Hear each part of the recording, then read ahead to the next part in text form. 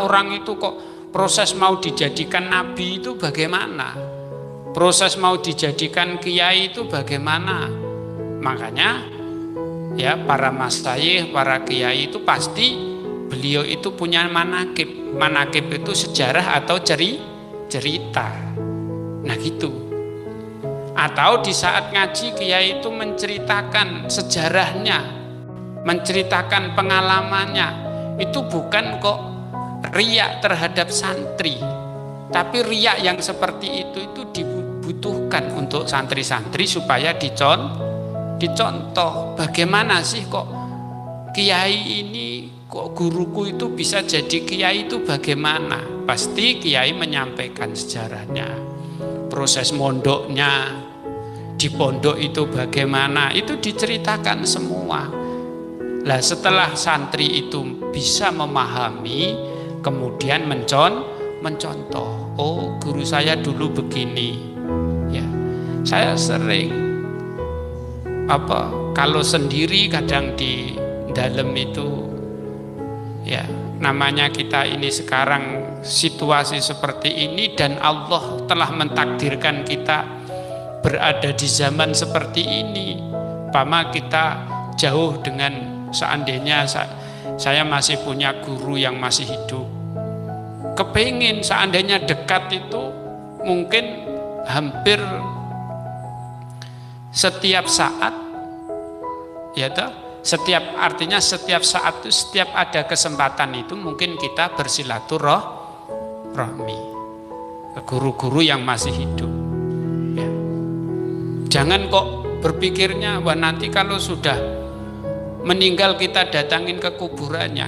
Jadi santri itu pernah bertanya, abdolan mana, utamaan mana kita itu mendatangi walinya Allah yang masih hidup dengan mendatangi walinya Allah yang sudah meninggal. Pernah almarhum Romo Yai Anas Abdul Halim itu dulu ditanya, Yai, utamaan pundi menawi kula niki ziarah datang kiai sing tasik sugeng, kiai yang masih hidup, dengan kita itu berziarah ke kiai yang sudah meninggal. Tapi bahasanya itu wali. Ya. Dijawab sama almarhum, sama masih ingat, yaitu abdolan mendatangi wali yang masih hidup. Ya, wali itu artinya kekasihnya Allah. Bukan wali itu yang bisa terbang loh ya. Bukan, tapi wali itu adalah artinya hamba yang dikasihi Allah. Nah, termasuk guru-gurumu itu. Guru-gurumu itu adalah orang-orang yang dikasihi Allah. Lah mumpung masih hidup itu. Contoh kayak sekarang, abdolan mana kita ini umpama datang ke makomnya Syekh Muhammad Arsyad Al-Bajari, dengan datang ke ulama di Kalimantan Selatan yang saat ini masih hidup.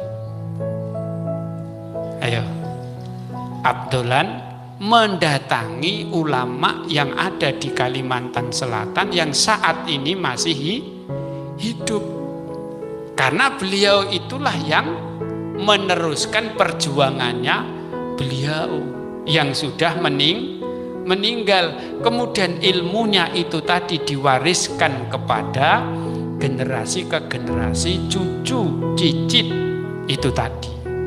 Lah kalau datang ke kuburannya, apalagi kalau belum tahu ilmunya, datang ke kuburannya belum tahu ilmunya, ujuk-ujuk minta barokah. Datang belum tahu ilmunya minta barokah. Kalau datang pas ada atau kalian diajak dengan orang yang sudah punya ilmu, pomo sampean diajak rombongan kemana? Ziarah ke Kalimantan Selatan. Sampean lihat dulu siapa yang mengajak kalian itu tadi. Apa hanya sebatas orang itu banyak duit terus sampean elok karena mobilnya gratis umpama. Atau sampean berpikir lagi, ke sana itu tujuannya apa? Ya toh? Kalau umpama ke sana itu mau mencari ilmu, loh apakah kita bisa berguru dengan orang yang sudah meninggal? Tidak bisa. Tapi berguru kepada orang yang hidup. Lah beliau itu dikatakan walinya Allah, beliau itu punya santri. Jadi ilmunya beliau yang dikala beliau itu masih hidup seperti yaitu guru besar Zaini Al-Ghani Martapura, begitu besarnya karomahnya, begitu besarnya kewaliannya. Gitu. Kita tidak bisa serta-merta cuma datang rame-rame katakan ke makbarohnya, tapi beliau itu punya generasi. Ya opo kita itu tetap bisa mendapatkan ilmu yang manfaat dan barokah sebagaimana beliau itu masih hidup. Jadi ini untuk pengertian untuk santri ya dan jamaah sekalian dimanapun berada ya. Karena tidak gampang loh kita ini mau bersilaturahmi dengan orang yang masih hidup aja kadang susah temuin. Susah. Contoh kita mau menemuin Guru Zaini Al-Ghani Martapura dikala beliau itu masih hidup karena begitu besarnya pengaruhnya, begitu besarnya karomahnya. Itu sudah sulit. Padahal beliau nyata-nyata jelas-jelas masih hidup. Loh, kok sampean datang sudah tidak ada. Lah ini butuh ilmu. Jadi kalau hanya ilmu yang kita pelajari yang istilahnya di dalam ilmu syariat ini kita ini sudah tidak bisa. Ya. Pasti ada jenjang ilmu yang lebih tinggi. Artinya lebih tinggi itu apa? Dalam pengertiannya. Kalau kita itu umpama bisa belajar dengan orang-orang yang sudah tiada. Itu loh nak ya. Nah ini penting. Jadi kita harus tahu. Sebenarnya kita ini bertanya, kok beliau itu bisa seperti itu ya. Nah kita bacalah sejarah, baca manakibnya. Jangan langsung pokoknya elok-elokan ke sana. Ada itu makanya ya bagaimana ya mengharapkan barokah nggak dapat barokah. Nah ini kadang-kadang di sini ya. Tapi kalau sampean umpama mau mengamalkan apa yang dikarang, kalau itu kitabnya guru-guru ini, wali-wali ini, bagaimana kalau kita itu umpama bisa mendapatkan kitab karangannya Syekh Muhammad Arsyad Al-Bajari, itu banyak. Syekh Muhammad Arsyad Al-Bajari itu punya karangan kitab banyak. Nah bagaimana kitabnya itu yang kita makmurkan di pondok-pondok pesantren, jadi dibaca.